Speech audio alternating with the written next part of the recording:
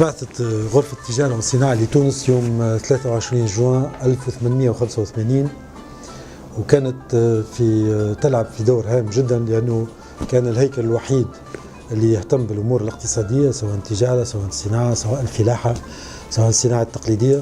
كان هو الهيكل الوحيد اللي يهتم بتطوير العمل الاقتصادي بصفة عامة، وتبعثت بالطبيعة في ظروف الاستعمار الفرنسي في 1885. غرفة التجارة بالطبيعة هي هيكل عمومي ذات صبغة اقتصادية. الهدف متاعه بالطبيعة تنشيط الاقتصاد ودفع التبادل التجاري بين البلدان الشقيقة والصديقة ودفع الاقتصاد التونسي. الدور اللي لعبته وما زالت تلعبه هو دفع مشاريع جديدة بالنسبة للشباب وبالنسبة للمتعاملين الاقتصاديين. اليوم نعرف أن تونس يعني بصفة عامة النسيج الاقتصادي اليوم ما يمكنش باش نستوعبوا كل الطاقات اللي موجودة في تونس، الطاقات البشرية. لابد من بعث مشاريع إضافية، وغرفة تونس تلعب في دورها كباقي الغرف لبعث مشاريع إضافية يكونوا عندهم قيمة مضافة هامة، ويكون عندهم استغلال للطاقات البشرية خاصة اللي موجودة في تونس، وخاصة حاملي الشهادة العليا. ونلعب في دورنا مع مراكز الأعمال ومع وزارة التجارة ووزارة الصناعة، اللي هما يعني نعملوا اليد في اليد لتطوير هذه المنظومة، منظومة بعث المؤسسات وبعث المشاريع الجديدة. تطور في 130 سنة بين كان اقتصاد يعني بدائي في 1885 إلى اقتصاد حر اليوم، وتطور مؤسسات وتطور يعني الصناعة وتطور الخدمات وتطور الصناعة التقليدية. نجم نقول أن غرفة تونس ساهمت بقسط وافر في هذا التطور هذايا، وكما قلت لكم يعني كان فيها رجال يعني من أهم رجالات تونس، سواء من الناحية التاريخية ولا من الناحية الاقتصادية. وكعلاش غرفة التجارة يعني منصهرة حاليا في بعث منظومة جديدة من بلاتفورم إلكترونيك. المنظومة هذه مش تعطي إمكانية لكل المؤسسات الاقتصادية سواء التونسية ولا المؤسسات الأجنبية الأفريقية العربية الخليجية الأمريكية، يعني باش تتواجد على المنظومة هذه اللي سميناها تونيزيا اي بزنس نتورك، واللي هي مش تملك يعني كل المؤسسات من عرض منتجاتها، من التعامل يعني بي تو بي على كل المنتجات تكون معروضة بصفة منتظمة، يعني 24 ساعة على 24 ساعة 7 أيام في الأسبوع وطيلة 365 يوم في السنة. أهم الأدوار متاعها هي التعريف بالفرص وتنشيط الاقتصاد وتنشيط التبادل التجاري بين تونس وبين البلدان الشقيقة والصديقة.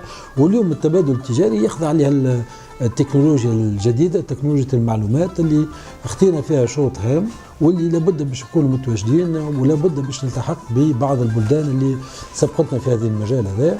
وقامت غرفة تونس بتحمل مسؤوليتها، وقاعدة حاليا يعني كل المكتب وكل الهيئة وزملائي في مكتب والهيئة يعني كذلك منصهرين في المنظومة هذه، وقاعدين كنا نخدموا اليد في اليد باش نمكنوا غرفة التجارة من وجود هذه المنظومة، واللي مش تعطي حقيقة دفع هام بالنسبة للتبادل الاقتصادي والتجاري بين تونس والبلدان الصديقة والشقيقة.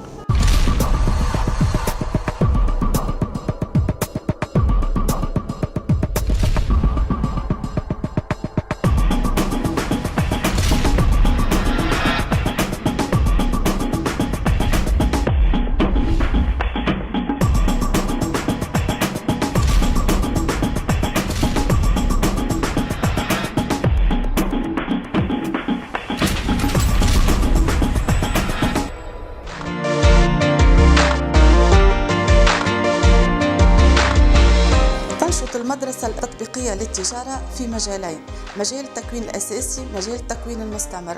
بالنسبة للتكوين الأساسي هو موجه لتلاميذ لهم مستوى سنة 7 ثانوي بكالوريا فما فوق. بالنسبة للتكوين المستمر هو موجه بالخصوص للشركات. يقع تنظيم التربصات بالتعاون مع المؤسسات التونسية وحتى المؤسسات الأجنبية، تدوم مدة التربص 3 أشهر.